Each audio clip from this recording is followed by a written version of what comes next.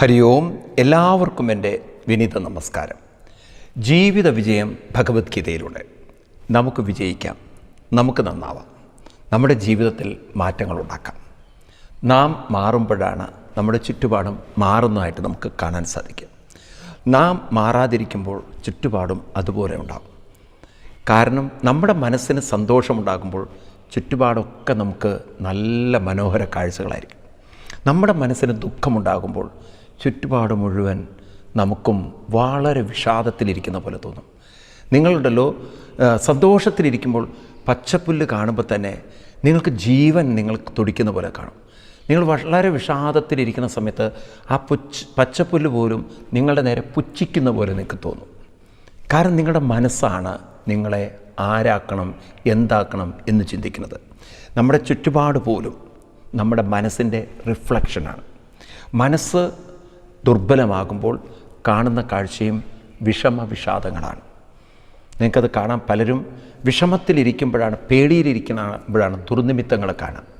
നിങ്ങൾ സന്തോഷത്തിലിരിക്കുമ്പോൾ ഒരുപക്ഷെ നമുക്ക് ദുരന്തങ്ങൾ നടന്നാൽ പോലും നമ്മൾ അറിയില്ല. നമ്മൾ ആ സന്തോഷത്തിൽ മതിമറന്ന് കടന്നു പോകും. പല ആളുകളും നല്ല സന്തോഷത്തിൽ എവിടെയെങ്കിലുമൊക്കെ ആസ്വദിച്ച് കളിച്ച് ചിരിച്ചിരിക്കും, പേഴ്സ് വെച്ച് മറന്നിട്ടുണ്ടാവും. അവരാ ദുഃഖം അറിയുന്നേ പോലില്ല, മൊബൈൽ വെച്ച് മറന്നിട്ടുണ്ടാവും. പക്ഷെ അവരതൊന്നും അറിഞ്ഞിട്ടില്ല, അവരെ അലട്ടിയിട്ടില്ല. നേരെ മറിച്ച് ഒരു വിഷമിച്ചിരിക്കുന്ന സമയത്താണ് മൊബൈൽ കാണാതിരിക്കുന്നതെങ്കിൽ ആ വിഷമം വളരെ തീവ്രമായിരിക്കും. വാസ്തവത്തിൽ എല്ലാം മനസ്സിലല്ലേ. നിങ്ങൾ കൊച്ചു കുട്ടികളെയും കൊണ്ട് ഒന്ന് ഒരു ഇഞ്ചക്ഷൻ എടുക്കാൻ വേണ്ടി പോയി നോക്കും ഡോക്ടറെ അടുത്ത്. അപ്പോൾ ചില ഈ പീഡിയാട്രിക് ഡോക്ടർമാർക്ക് പറഞ്ഞാൽ മനസ്സിലാവും. അവരെ സംബന്ധിച്ച് ഈ കുട്ടികളെ ഹാൻഡിൽ ചെയ്യുക വളരെ ബുദ്ധിമുട്ടാണ്. കാരണം ആ സൂചി കണ്ടാൽ തന്നെ നമ്മൾ വിചാരിക്കുക അവൻ്റെ കരച്ചിൽ കേട്ടിട്ട് സൂചി കയറിയിട്ടാണ് കരയണതെന്ന്. അവൻ കണ്ടിട്ടേ ഉള്ളൂ. ആ കാണുന്നതിന് മുമ്പ് അവൻ വിളിക്കുന്ന വിളി കേട്ട് കഴിഞ്ഞാൽ ആ പ്രദേശത്ത് മനുഷ്യൻ നിൽക്കില്ല. അപ്പം എന്നാൽ ആ വ്യക്തി തന്നെ ആ ഡോക്ടർ സോപ്പിട്ടിട്ട് ഒരു ചോക്ലേറ്റൊക്കെ കൊടുത്ത് പറഞ്ഞു, ഇതല്ല, ഇത് കൊണ്ട് എന്നെ നീ കുത്തണമെന്ന്. അതവന് വളരെ ഇഷ്ടമായി. ഡോക്ടറെ കുത്താനുള്ളതാണെങ്കിൽ ഞാൻ ഏറ്റവും. അപ്പോൾ അതൊക്കെ അവൻ്റെ കയ്യിലൊക്കെ കൊടുത്ത് ഡോക്ടർ വളരെ സൂക്ഷിക്കേണ്ടത്. തിരിച്ച് ഡോക്ടറെ കുത്തിക്കഴിഞ്ഞാൽ ആ മരുന്ന് ഡോക്ടറുടെ ശരീരത്തിൽ കയറും. അങ്ങനെ അവനെ കളിപ്പിച്ച് ചിരിപ്പിച്ച് പിന്നെ ഓരോ കഥകൾ ഗോഷ്ഠിയൊക്കെ കാണിച്ച് അങ്ങനെ ഓരോ കാര്യങ്ങൾ കാണിച്ച് എന്തെങ്കിലും പറയുന്നതിനിടെ ഇതാരാ വരുന്നത്, ഇതാണോ അച്ഛൻ എന്നൊക്കെ ചോദിച്ച് ഒന്ന് കുട്ടിയുടെ ശ്രദ്ധ തിരിക്കുമ്പോൾ ഒറ്റ കയറില്ല സൂചി കയറി, സൂചി ഇറങ്ങി പഞ്ഞി വയ്ക്കുമ്പോഴാണ് കുട്ടിക്ക് എന്തോ അതിലൂടെ കയറി എന്നുള്ളൊരു തോന്നൽ. പിന്നെ അവൻ ഡോക്ടറുടെ മുഖത്ത് നോക്കും. കാരണം അവനിപ്പോഴും സംശയം സൂചി കയറിയിട്ടില്ല എന്നുള്ളത്. അപ്പോഴേക്കും സൂചി എടുത്തിട്ടുണ്ടാവും ഡോക്ടർ. നോക്കൂ നിങ്ങൾ, യഥാർത്ഥ സൂചി വയ്ക്കുമ്പോൾ കുട്ടിക്ക് വേദനയില്ല. എന്നാൽ ആ സൂചി വയ്ക്കുന്നുള്ള ചിന്ത അവൻ്റെ ഉള്ളിലുണ്ടാക്കിയ വേദന, അവനെ അങ്ങോട്ട് കരയിപ്പിച്ച ആ കരച്ചിൽ കുട്ടികളിൽ കാണുന്നതല്ലേ. യഥാർത്ഥത്തിൽ ആ സൂചി കുട്ടിക്ക് ഒരു വേദനയില്ല. കുറേ കഴിഞ്ഞൊക്കെ ഒരു 4-5 പ്രാവശ്യമൊക്കെ പിന്നെ അവന് മനസ്സിലാവും ഇത് എന്നെ പറ്റിച്ച അത്രയൊന്നും വേദനയില്ല, ഇതൊക്കെ സഹിക്കാൻ പറ്റുന്നു. കാരണം അവൻ തന്നെ കുറേ കഴിഞ്ഞാൽ വലുതാകും തോറും കത്തിയെടുത്തിട്ട് അവൻ തന്നെ മുറിക്കണു അവൻ്റെ ദേഹം. കാരണം അവന് രക്തം അതൊക്കെ കാണുമ്പോൾ ഒരു രസം, വെറുതെ മുറിക്കുക. ചില കുട്ടികളുടെ ബ്ലേഡ് കൊണ്ട് കൈ മുറിക്കുന്നവർ, അതിലൊക്കെ ഒരു സന്തോഷം കണ്ടെത്തുന്ന കുട്ടികൾ. അപ്പോൾ അവർക്ക് ആ പെയിനില്ല, അത്ര ഒരു മനോബലം അവർക്ക് വന്നു. ഞാൻ പറഞ്ഞു വരുന്നത് ഇതെല്ലാം മനസ്സിൻ്റെ ഉള്ളിലല്ലേ, ആ ചിന്തകളിലല്ലേ. മനസ്സ് ദുർബലമാവുമ്പോഴല്ലേ നമ്മൾ തളരുന്നത്. മനസ്സ് കരുത്തുള്ളവരാകുമ്പോഴല്ലേ നമുക്കെല്ലാം ഫേസ് ചെയ്യാൻ പറ്റുന്നത്. ഈ ശക്തിയാണ് നമുക്ക് നേടേണ്ട. പക്ഷേ ശക്തി നേടണ്ട, ഇറ്റ്സ് ഓൾറെഡി ദേർ. കാരണം ഒരു ഇൻഫിനിറ്റ് ആയിട്ടുള്ള ബോധത്തിലാണ് ഈ മനസ്സ് നിൽക്കുന്നത്. അതുകൊണ്ട് തന്നെ ആ ശക്തിയെ നമുക്ക് ഉയർത്തി പ്രയോജനപ്പെടുത്താൻ സാധിച്ചാൽ, നമ്മുടെ ചിന്തകൾ മാറ്റിയെടുത്ത് ആ ശക്തിയെ നമുക്ക് കണക്ട് ചെയ്യാൻ സാധിച്ചാൽ തളരുകയില്ല. അത്രയേ വേണ്ടൂ. അപ്പോൾ ആ കരുത്ത് നമ്മളിലേക്ക് കൊണ്ടുവരാൻ നമ്മൾ മനസ്സിലാക്കണം, എനർജി ഉണ്ട്, പക്ഷേ അത് നമുക്ക് അനുഭവപ്പെടാനുള്ള മീഡിയമാണ് ശരിയല്ലാത്തത്. അപ്പം വീട്ടിൽ നമ്മൾ സാധാരണ നമ്മൾ പറഞ്ഞ് ഉറപ്പിച്ച അനുഭവമാണ്. അതായത് നിങ്ങളുടെ സ്വന്തം കമ്പ്യൂട്ടർ അല്ലെങ്കിൽ മൊബൈൽ തന്നെ വീട്ടിലുള്ള നിങ്ങൾ ടി വി വിചാരിക്കുക, ആ സ്ക്രീൻ മുഴുവൻ എന്താ പറയുക, അതിൻ്റെ ഗ്ലാസ് മുഴുവൻ വരവീണിട്ടോ അല്ലെങ്കിൽ ആകെ ഡള്ളായിരിക്കണം. അപ്പം നല്ല പ്രോഗ്രാം വരുമ്പോഴും നിങ്ങൾക്ക് കാണാൻ പറ്റുന്നില്ല, ശരിക്കും കാണാൻ പറ്റുന്നില്ല. അപ്പോൾ ആ ഇൻസ്ട്രുമെൻറ്റിനൊരു കേട് വന്നപ്പോൾ അത് ആ പ്രോഗ്രാമിനെ ബാധിക്കുന്നു. എന്നാൽ നല്ല ടി വി കൊണ്ടുവച്ചാൽ അതേ പ്രോഗ്രാം നിങ്ങൾക്ക് കാണാൻ പറ്റും. എന്നതുപോലെ നമ്മുടെ മൈൻഡ് എന്ന് പറയുന്ന എക്യുപ്മെൻറ്റ് വളരെ വേണ്ടാത്ത ചിന്തകൾ നിറഞ്ഞിരിക്കുമ്പോൾ ആ ബോധശക്തിക്ക് അങ്ങോട്ട് പ്രകടമാവാൻ പറ്റാത്തതുകൊണ്ട് നമ്മൾ ദുർബലരാകുന്നു. അതുകൊണ്ട് ശരിക്കും പറഞ്ഞാൽ നമ്മളിലെ ആ ബോധ മനസ്സിനെ ആർക്കും നശിപ്പിക്കാൻ സാധ്യമല്ല. കാരണം അത് ആയുധങ്ങൾക്ക് വിധേയമാവില്ല എന്നൊക്കെ ഇനി പറയാൻ പോകുന്നുണ്ട് കൃഷ്ണൻ. അതത്ര സൂക്ഷ്മമാണ്, അതിനെ നശിപ്പിക്കാൻ ഒരാൾക്ക് സാധ്യമല്ല. ആർക്കും ആരെയും കൊല്ലാൻ പറ്റില്ല എന്ന് പറഞ്ഞാൽ എല്ലാവരും ബോധ മനസ്സുകളാണ്. ആ ബോധ മനസ്സിന് നാശമില്ല. നമ്മൾ ഈ ശരീരമാണെന്ന് തെറ്റിദ്ധരിക്കപ്പെട്ടതുകൊണ്ടാണ് കൊല്ലുന്നു, കൊല്ലപ്പെടുന്നു എന്നൊക്കെ തെറ്റിദ്ധരിച്ച് പറയുന്നത്. നമുക്ക് യഥാർത്ഥത്തിൽ നമ്മുടെ ശരീരവുമായി ബന്ധമില്ല. ബന്ധമുള്ളത് ബോധമനസ്സ് പ്രാണനോടുകൂടി ചേരുന്നു. ആ പ്രാണൻ ശരീരത്തിലേക്ക് ചേരുമ്പോഴാണ്, നാഡികളിലൂടെ ചേരുമ്പോഴാണ് നമുക്ക് തോന്നുന്നത് നമ്മൾ ശരീരമാണെന്ന്. എന്നാൽ ശരീരത്തിന് എന്തെങ്കിലും വേദന വന്നാൽ ഞാനും നിങ്ങളും പറയുന്ന ഭാഷ എൻ്റെ പ്രാണൻ പോകുന്ന വേദന, എനിക്ക് പ്രാണസങ്കടം വരുന്നു. എവിടുന്ന ഈ പ്രാണൻ എന്നുള്ള വാക്ക് വന്നത്? അപ്പം നമ്മൾക്ക് എവിടുന്നോ ഉള്ളിൽ നിന്ന് അറിയുന്നുണ്ട് നമ്മൾ പ്രാണൻ ഉള്ളത്, നമ്മളുടെ പ്രാണൻ കൊണ്ടാണ് ഈ ശരീരവുമായി നമ്മൾ ചേർന്നിരിക്കുന്നത്. അപ്പം ശരീരം എന്നത് കേവലം ഒരു ഉപകരണം മാത്രമാണ്. ഞാൻ കഴിഞ്ഞ ക്ലാസ്സിൽ നിങ്ങളോട് കമ്പ്യൂട്ടറും മറ്റുള്ള കഥകളൊക്കെ പറഞ്ഞു. മൊബൈൽ പോലെ ഈ മൊബൈൽ എന്ന് പറയുന്നത് ഒരു ഉപാധിയാണ്. നമ്മൾ ഇൻ്റർനെറ്റിലൂടെ പലതും അതിലൂടെ കാണുമ്പോൾ അതിന് വരാനുള്ള അതിനെ പ്രകടിപ്പിക്കാനുള്ള, അതിനെ നമുക്ക് അനുഭവിപ്പിച്ചു തരാനുള്ള ഒരു എക്യുപ്മെൻറ്റ് മാത്രം. എന്നാൽ നമ്മുടെ കമ്പ്യൂട്ടർ കേടുവന്നാൽ ആ ഡാറ്റകൾക്കൊന്നും സംഭവിക്കുന്നില്ല എന്ന് പറയുന്ന പോലെ ഈ ശരീരത്തിന് എന്ത് സംഭവിച്ചാലും മനസ്സിനൊന്നും സംഭവിക്കുന്നില്ല. ഇത് ഒന്നുകൂടി കൃഷ്ണൻ എംഫസൈസ് ചെയ്യാണ് അടുത്ത ശ്ലോകത്തിൽ. അതിഗംഭീരമാണ് ആ ശ്ലോകം, എല്ലാവരും പഠിക്കണം. 20ാമത്തെ ശ്ലോകം. ന ജായത്തെ മ്രിയത്തെ വാ കഥാചിത് നായം ഭൂത്വാ ഭവിതാവാനഭൂയ അജോ നിത്യശാശ്വതോയം പുരാണോ ന ഹന്യതേ ഹന്യമാനേ ശരീരേ. പണ്ട് നമ്മുടെ ആദരണീയ ദാസേട്ടൻ എന്ന് വിളിക്കുന്ന പലരും അങ്ങനെ ഒരു സ്നേഹത്തോട് വിളിക്കുന്ന അദ്ദേഹം വളരെ മനോഹരമായി ഗീതയിലെ വരികൾ പാടിയിട്ടുണ്ട്. പലരുടെയും കയ്യിലുണ്ട് ഓൾഡ് ഒരു കാസറ്റാണത്. നജായത്തെ മ്രിയത്തെ വാ കഥാചിത്. ഈ ശ്ലോകം അത്ര സുന്ദരമായിട്ട് അദ്ദേഹം പാടിയിട്ടുണ്ട്. അപ്പോൾ കുറേ ആളുകളുടെ മനസ്സിൽ തട്ടിയൊരു ശ്ലോകമാണത്. നജായത്തെ മ്രിയത്തെ വാ കഥാചിൽ നായം ഭൂത്വാ. പിന്നെ അടുത്ത ട്യൂണാണ്. എനിക്ക് ആ ശബ്ദം ഇല്ലാത്തത് കൊണ്ട് ഞാൻ അവിടെ നിർത്തുകയാണ്. അപ്പോൾ സ്വരം ഉണ്ടാക്കണ്ടല്ലോ. പക്ഷെ അങ്ങനെയൊരു നല്ല ഒരു ഭംഗിയിൽ അത് പാടിയിട്ടുണ്ട് എന്ന് ഓർമ്മിപ്പിക്കുകയാണ്. കേൾക്കേണ്ടതായ ഒരു രാഗഭംഗി ഇത്ര മനോഹരമായിട്ടാണ് അവതരിപ്പിച്ചിരിക്കുന്നത്. അപ്പോൾ പറഞ്ഞു വരുന്നത് ന ജായത്തെ എന്ന് പറഞ്ഞാൽ ഇല്ല, ജായത്തെ അത് ജനിക്കുന്നില്ല, മ്രിയതേ അപ്പോൾ ജനിക്കുന്നുമില്ല.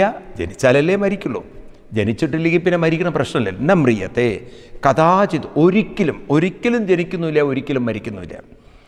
പിന്നെ അയം ഭൂത്വ, ഇത് ഭൂത്വ ഉണ്ടായിട്ട്, അതായത് ജനിക്കുന്നില്ലേ പിന്നെ ഉണ്ടാവില്ലല്ലോ, അതായത് പ്രകടമാവുക എന്നർത്ഥം. ഇത് പ്രകടമായതിനു ശേഷം ഭവിത നഭൂയ, ഇത് വീണ്ടും ഉണ്ടാവുക എന്നൊരു അവസ്ഥയില്ല. എന്ന് പറഞ്ഞാൽ എന്താണ്? ഇത് ഉള്ളത് വീണ്ടും ഉണ്ടാവുക എന്നുള്ളൊരു അവസ്ഥയില്ല. കാരണം ഇത് അജമാണ്. അജം എന്ന് പറഞ്ഞാൽ വാക്ക് ജനിക്കാത്തത്. ജനിക്കാത്തത് എന്ന് പറഞ്ഞാൽ ഒരിക്കലും ജനിക്കാത്തതെന്ന് പറഞ്ഞാൽ എന്നും ഉള്ളത് എന്നർത്ഥം. നിത്യ, അതൊന്നുകൂടി ഉറപ്പിക്കണം. നിത്യ, ശാശ്വത, ഇത് ശാശ്വതമാണ്. പുരാണം എന്ന് പറഞ്ഞാൽ നിങ്ങൾ ഭാഗവത പുരാണം, പത്മപുരാണം, ദേവീ പുരാണം എന്ന വാക്കിലല്ല. ഇത് ഏറ്റവും അനാദിയാണ്. പുരം എന്ന് പറഞ്ഞാൽ പുരമല്ല, മുമ്പ് അനാദിയാണ്. നവം, അന്നും ഇന്നും ഒരേപോലെ. അപ്പം മുമ്പും ഇപ്പോഴും ഒരേപോലെയുള്ളത് നവം എന്ന് പറഞ്ഞാൽ പുതിയതും പഴയതും പുതിയതും എന്ന് പറഞ്ഞാൽ എന്താണ്? എന്നും ഒരുപോലെയുള്ളത്, അങ്ങനെയുള്ള അർത്ഥത്തിൽ. അതുകൊണ്ട് ന ഹന്യതേ ഹന്യമാനേ ശരീരേ ന ഹന്യതേ, ഇത് കൊല്ലപ്പെടുന്നുമില്ല.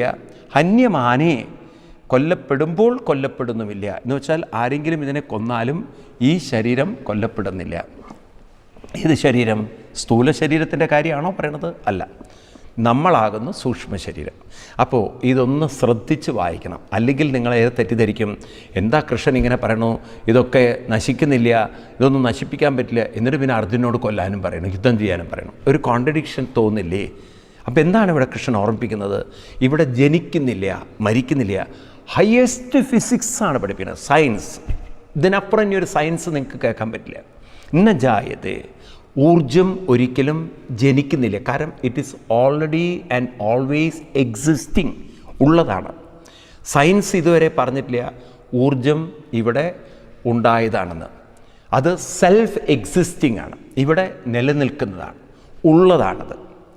ജായതേ, ഇത് ജനിച്ചതല്ല, ഇതാരും സൃഷ്ടിച്ചതല്ല. അതാണ് ഇതര മതങ്ങളിൽ നിന്നും ഗീത വ്യത്യസ്തമാവുന്നത്. ഞാൻ മുൻപും പറഞ്ഞു അത്. കാരണം അവർ പറയുന്നതൊക്കെ സൃഷ്ടിയെക്കുറിച്ചാണ്, ദൈവ സൃഷ്ടിയെക്കുറിച്ചാണ്. ഇവിടെ സൃഷ്ടിച്ചിട്ടില്ല, ഇവിടെ ഉള്ളതാണ്, എവിടെ നിന്നും വന്നതല്ല, ഇവിടെ തന്നെ ഉള്ളതാണ്. അതുകൊണ്ടാണ് ഈ ഭാരതീയർ സ്വർഗത്തിലൊന്നും അമിതമായി വിശ്വസിക്കാതെ. നമ്മൾ മോക്ഷത്തെക്കുറിച്ചാണ് പറയുന്നത്, സ്വർഗത്തെക്കുറിച്ചല്ല. കാരണം മറ്റുള്ളവർ സ്വർഗത്തെക്കുറിച്ച് പറയാൻ കാരണം സ്വർഗത്തിലിരുന്ന് ദൈവം സൃഷ്ടിച്ചു എന്നുള്ളതുകൊണ്ടാണ്. അപ്പോൾ ദൈവം അവിടെ ഇരുന്ന് സൃഷ്ടിച്ചു എന്നാണ്. ഇവിടെ സൃഷ്ടി തന്നെ നടന്നിട്ടില്ലേ, പിന്നെ എവിടുന്ന് സൃഷ്ടിക്കണോ? ഉള്ളതാണെങ്കിൽ എങ്ങോട്ട് പോകുന്നു? ഏത് സ്വർഗത്തിലേക്ക്? കാരണം ഉള്ളത് ഇവിടെയാണ്, ഇവിടെ തന്നെയാണ് ഇത് നിലനിൽക്കാൻ പോകുന്നത്. ഇതിനെങ്ങോട്ട് പോകാൻ പറ്റും? ഈ സ്പേസ് ഇത് സ്വർഗത്തിലേക്ക് പോകുന്നു എന്നാണ് നിങ്ങൾ വിശ്വസിക്കുമോ? കാരണം ഇതിവിടെ ഉള്ളതാണ്, ഇതെന്നും ഇവിടെ തന്നെ ഉള്ളതായിരിക്കും, ഇതിനെങ്ങോട്ടും പോകാൻ പറ്റില്ല. ഇതേപോലെ സൂക്ഷ്മമായൊരു ബോധശക്തി അതെങ്ങോട്ടും വരുന്നുമില്ല, എങ്ങോട്ടും പോകുന്നുമില്ല. കാരണം ന ജായത, അത് ജനിച്ചിട്ടില്ല. അതുകൊണ്ട് തന്നെ ന മ്രിയതേ, അതിനെ നശിപ്പിക്കാൻ സാധ്യല്ല. കാരണം സൂക്ഷ്മമായതിനെ നശിപ്പിക്കാൻ ഒരു ഉപാധിക്കും പറ്റില്ല, ഒരു ഉപകരണത്തിനും പറ്റില്ല. നമുക്ക് കൂടുതൽ ആഴങ്ങളിലേക്ക് ചെല്ലുമ്പോൾ അത് മനസ്സിലാവും. Energy can't be destroyed. Even bomb കൊണ്ട് നശിപ്പിക്കാൻ പറ്റില്ല, ആർക്കും നശിപ്പിക്കാൻ പറ്റില്ല, ഒരു കാരണവശാലും. ഞാനതാ നിങ്ങളോട് ആവർത്തിച്ച് പറഞ്ഞത്, നിങ്ങളുടെ മനസ്സിനെ ഒരാൾക്കും തൊടാൻ പറ്റില്ല. Unless and until you allow. നിങ്ങൾ വീക്കാണെങ്കിൽ നിങ്ങൾ തളർത്താം, അല്ലെങ്കിൽ നിങ്ങളെ തളർത്താൻ പറ്റില്ല. കാരണം നിങ്ങളുടെ മനസ്സിന് അത്രയും അനന്തമായ ബോധശക്തിയുണ്ട്. ഇന്ന് ഹന്യതേ ഹന്യമാൻ, ഇത് ഹനിച്ചാൽ പോലും ഹനിക്കപ്പെടുന്നില്ല, നിങ്ങളെ തളർത്തിയാൽ പോലും തളരപ്പെടുന്നില്ല, അല്ലെങ്കിൽ തളർന്നു പോകുന്നില്ല. ഇതിനെ നശിപ്പിക്കാൻ ശ്രമിച്ചാൽ പോലും നശിക്കുന്നില്ല. കാരണം അത്യന്തം സൂക്ഷ്മം, സൂക്ഷ്മാൽ സൂക്ഷ്മതരം. അതാണ് ഋഷിവര്യന്മാർ നമ്മളെ പഠിപ്പിക്കുക, അതിസൂക്ഷ്മമാണ്. അപ്പോൾ ആ സൂക്ഷ്മതയിലേക്ക് നമ്മൾ കണക്ട് ചെയ്യണം, അപ്പോഴേ നമുക്കത് സൂക്ഷ്മമാണെന്ന് മനസ്സിലാവുള്ളൂ. അതിന് നിരന്തരമായ ധ്യാന പരിശീലനങ്ങൾ ഉള്ളവർക്ക് എളുപ്പം പറഞ്ഞാൽ മനസ്സിലാവും, അല്ലാത്തവർക്ക് ഇത് പിടികിട്ടാൻ വലിയ പാടാണ്. പറയുമ്പോഴൊക്കെ നിങ്ങൾക്ക് മനസ്സിലാവും ഈ എനർജിയെ നശിപ്പിക്കാൻ പറ്റില്ല. എന്നാൽ എനർജി എത്ര പേര് കണ്ടിട്ടുണ്ട്? ഇത് നശിക്കുന്നുണ്ടോ ഇല്ലയെന്നറിയാൻ ഇത് കാണണമല്ലോ. അപ്പോൾ ഇത് കാണണം എന്ന് നമുക്ക് തോന്നുന്നു എങ്കിൽ നിങ്ങൾ ഉള്ളിലേക്ക് ഇറങ്ങിച്ചെല്ലുമ്പോഴാണ് മനസ്സിലാവുന്നത് ഇത് നശിക്കുന്നില്ല. കാരണം ഞാൻ ചെറിയ കുട്ടി മുതൽ ഞാൻ എന്ന് ആവർത്തിക്കുമ്പോൾ, ബോധത്തോടു കൂടി പറയുമ്പോൾ, ആ ബോധം അന്നും ഇന്നും എന്നും ഒരുപോലെ നമ്മളിൽ നിലനിൽക്കുന്നു. അതിനെ നശിപ്പിക്കാൻ ഒരു പ്രായത്തിനോ ആയുസ്സിനോ കഴിഞ്ഞിട്ടില്ല. നമ്മൾ ദുഃഖിക്കുമ്പോഴും ആ ബോധമുണ്ട്, സന്തോഷിക്കുമ്പോഴും ആ ബോധമുണ്ട്. അതൊരിക്കലും ചുരുങ്ങുന്നുമില്ല, കൂടുന്നുമില്ല. ചിന്തകൾക്കൊരു പക്ഷേ ഏറ്റക്കുറച്ചിലുകളുണ്ടെങ്കിലും ദുഃഖിക്കുമ്പോഴും ബോധമുണ്ട്, സന്തോഷിക്കുമ്പോഴും ബോധമുണ്ട്. ആ ബോധത്തിന് എവിടെയാണ് ഏറ്റക്കുറച്ചിലുകൾ? ഇതൊക്കെ നമുക്ക് മനസ്സിലാവണേ ധ്യാനം നിരന്തരം പരിശീലിക്കണം, അല്ലാത്തവർക്കിത് പറഞ്ഞാൽ മനസ്സിലാവില്ല. അതുകൊണ്ട് ഇന്ന ജായതേ ഇന്ന മ്രിയതേ, നിങ്ങൾ ജനിച്ചിട്ടുമില്ല, നിങ്ങൾ മരിക്കുന്നുമില്ല. പിന്നെ എന്താ സംഭവിക്കുന്നത്? നിങ്ങളുടെ ബോധമനസ്സ് അത് ജനന മരണം ഉണ്ടെന്ന് തോന്നുന്ന ശരീരത്തിലൂടെ പ്രകടമാവുന്നു, പ്രവർത്തിക്കുന്നു, അത് വിഡ്രോ ചെയ്യുന്നു. രാവിലെ ആകുമ്പോൾ ശരീരത്തിലൂടെ അത് പ്രകടമാവുന്നു. നിങ്ങളൊരു കമ്പ്യൂട്ടർ ഓൺ ചെയ്യുന്ന പോലെ അത് കമ്പ്യൂട്ടർ ഓഫ് ചെയ്യുമ്പോൾ ആ ഡാറ്റകളൊക്കെ വിഡ്രോ ചെയ്യുന്നു. ഇതുപോലെ നിങ്ങളുടെ മനസ്സ് ഉണരുന്നു ശരീരത്തിലേക്ക്, നിങ്ങളുടെ മനസ്സ് ശരീരത്തിൽ നിന്നും പിൻവാങ്ങുന്നു. അങ്ങനെ കടലിലെ തിരമാല പോലെ അതങ്ങനെ ശരീരത്തിലേക്ക് വരുന്നു, ശരീരത്തിൽ നിന്ന് പിൻവാങ്ങുന്നു. അപ്പോൾ ഈ ശരീരത്തിൽ ഇരിക്കുമ്പോൾ ഈ ശരീരത്തിന് വല്ലതും സംഭവിച്ചാൽ നിങ്ങളുടെ മനസ്സൊരിക്കലും മുറിഞ്ഞു പോകുന്നില്ല. കാലുകളൊക്കെ ആംപ്യൂട്ട് ചെയ്ത ആളുടെ കാല് അവിടെ അങ്ങോട്ട് വെച്ച് മുറിക്കുമ്പോൾ ആ മനസ്സ് മുറിഞ്ഞു പോകുന്നു, ഇതുവരെ സംഭവിച്ചിട്ടില്ല. അയാളുടെ മനസ്സിനൊന്നും സംഭവിച്ചിട്ടില്ല. 2 കാലുകളും മുറിഞ്ഞു പോയ ആളെ ഞാൻ കണ്ടിട്ടുണ്ട് റെയിൽവേ ആക്സിഡൻറ്റിൽ. ആ വ്യക്തി പറയണത്, ഞാൻ ചോദിച്ചു അങ്ങേക്ക് ഇപ്പോഴെന്താണ്? ഞാൻ പഴയ ആൾ പോലെ തന്നെ ഇരിക്കുന്നു. അദ്ദേഹം 2 കാലുകൾ ആർട്ടിഫിഷ്യലി വെച്ചിട്ടുണ്ട്, അയാൾ നടക്കുന്നു, അയാളുടെ കാര്യങ്ങളൊക്കെ ചെയ്യും. അപ്പോൾ ആ തരത്തിൽ ആ വ്യക്തിയുടെ മനസ്സ് ഒരു തരത്തിലും ആക്സിഡൻ്റ് കൊണ്ടോ അല്ലെങ്കിൽ ഒരു തരത്തിലുള്ള അപകടങ്ങളെ കൊണ്ടോ അയാളുടെ ശരീരത്തിന് ആംപുറ്റേഷൻ ചെയ്തുകൊണ്ടോ ഒന്നും സംഭവിച്ചിട്ടില്ല.